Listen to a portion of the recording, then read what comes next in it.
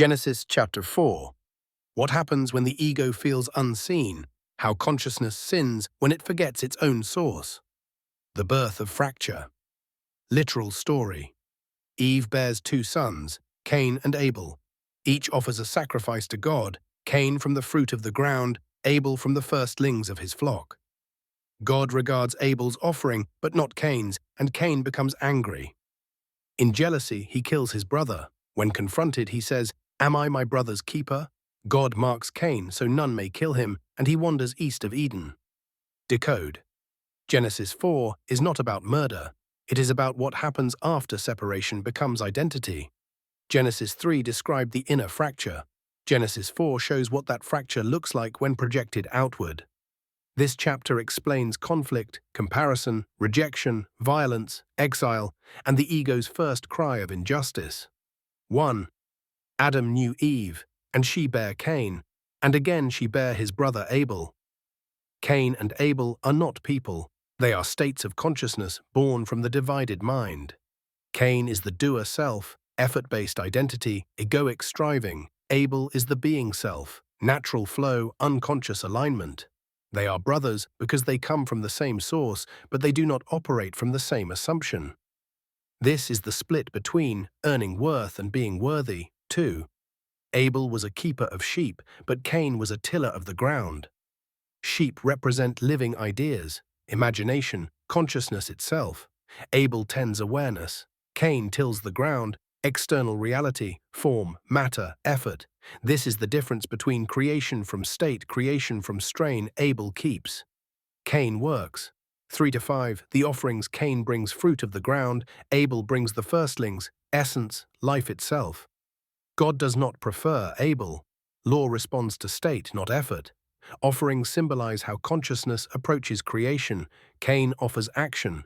Abel offers being. Creation always reflects assumption, not labor. So Cain feels rejected not by God, but by law. 5. And Cain was very wroth, and his countenance fell. Anger is not sin, it is identity collapse. Cain's worth depended on outcome. When effort fails to validate identity, resentment is born. This is the ego's first wound. I tried. Why wasn't it enough? 6-7. Why art thou wroth? Sin lieth at the door. This is not moral warning. Sin here means missing the mark, misidentification. Lieth at the door means a state is waiting to be entered. God says, you can choose alignment instead of comparison, but ego does not hear choice, it hears threat. 8. And Cain rose up against Abel his brother and slew him. This is not homicide, this is the ego killing innocence. Cain kills Abel because effortless being exposes striving as unnecessary comparison, threatens identity.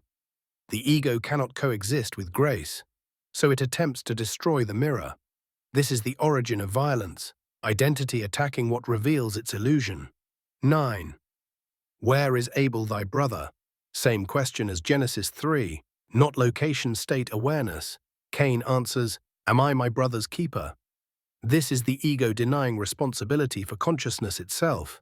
It says, what I feel is not my doing. 10. The voice of thy brother's blood crieth unto me from the ground. Blood represents life force. The ground represents externalized reality. What you suppress internally continues to speak through circumstances. Unacknowledged states do not disappear, they echo. 11-12. The curse of Cain. Cain is not punished. He is locked into effort without fulfillment. The ground no longer yields because external striving cannot produce inner peace. He becomes a wanderer, restless, seeking, unsatisfied. This is the psychological state of the ego. 13. My punishment is greater than I can bear. Ego always believes it suffers unfairly because it believes it is separate. This is the cry of identity without awareness. Why is life hard for me? 14-15. The mark of Cain. This is mercy. The mark is not shame, it is containment. God prevents self-destruction. Ego must persist long enough for awareness to awaken through it. The mark ensures the journey continues. Chapter 16. Cain went out from the presence of the Lord. God does not leave Cain. Cain leaves awareness. This is the full exile, Life lived entirely from identity. Yet God still watches. 17 to 24. Cain builds a city. This is crucial. The ego builds systems. Culture, technology, lineage, legacy, civilization is not evil. It is consciousness attempting permanence through form. But notice, names, pride, violence, multiplication of force.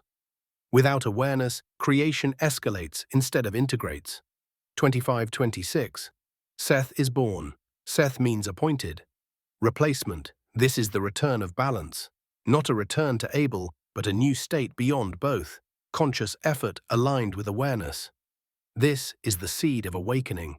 The revelation, Genesis 4, explains why the world looks the way it does. Not because humanity is evil, but because identity forgot it was awareness. Violence is internal before it is external. Comparison precedes conflict. Effort replaces being. And yet, redemption is already seeded. You do not sin by doing wrong. You miss the mark by not listening. You drift when you force. You fracture when you override your inner sense. You suffer when you build without resonance, and yet you are still marked, still protected, still held. Even in forgetting. Genesis 4 is not a warning, it is a mirror, and if you're reading this and feeling something stir, that's Abel speaking again. Quietly, faithfully, from the ground of your being. Inner reflection. Every time you resent someone's ease, Cain is stirring. Every time you compare your path to another's, Abel stands before you, and every time you choose awareness over identity, Seth is born within you. Affirmations I create from being, not from strain. I release comparison and return to alignment. Journal prompts. Where in my life am I striving for validation instead of resting in truth?